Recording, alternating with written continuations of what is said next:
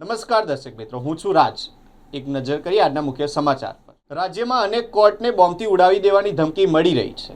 આ અંતર્ગત અમરેલી અને દાહોદ જિલ્લા ડિસ્ટ્રિક્ટ કોર્ટને બોમ્બથી ઉડાવી દેવાની ધમકી મળી છે. ધોરણ 10ની પરીક્ષા અને જે અંતર્ગત સ્ટાન્ડર્ડ મેથ્સનું પેપર સહેલું નીકળતા વિદ્યાર્થીઓમાં ખુશીની લાગણી જોવા મળી છે. વડોદરા મહાનગરપાલિકાની મોટી કાર્યવાહી જોવા મળી છે.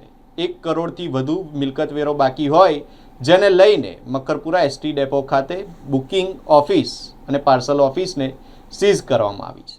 મેટ્રો પ્રોજેક્ટમાં ચોરીની ઘટના સામે આવી છે. સુરતના ભેસાણ ડેપોમાંથી 31 લાખથી વધુના કોપર કેબલની ચોરી થઈ છે. T20 વર્લ્ડ કપની ફાઇનલ મેચમાં ભારતની ઐતિહાસિક જીત બાદ કેપ્ટન સૂર્યકુમાર યાદવ અમદાવાદની અડાલજ વાવ ખાતે પહોંચ્યા છે, જ્યાં એક ફોટોશૂટ કરવામાં આવશે.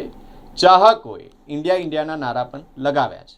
રાજ્યમાં ગરમીનો પારો 40 ડિગ્રીએ પહોંચ્યો છે, જેને લઈને અલગ અલગ વિસ્તારોમાંથી રોડ પીગળવાની ઘટનાઓ સામે આવી રહી છે, જેને લઈને રાહદારી અને વાહન ચાલકો પરેશાન બન્યા છે. સુરતમાં 2 કોલેજિયન સખીઓના આપઘાત કેસમાં મોટો ખુલાસો થયો છે. બ્રેકઅપ બાદ એનેસ્થેશિયા લઈને સુસાઇડ કર્યું હોવાની ઘટના બની છે.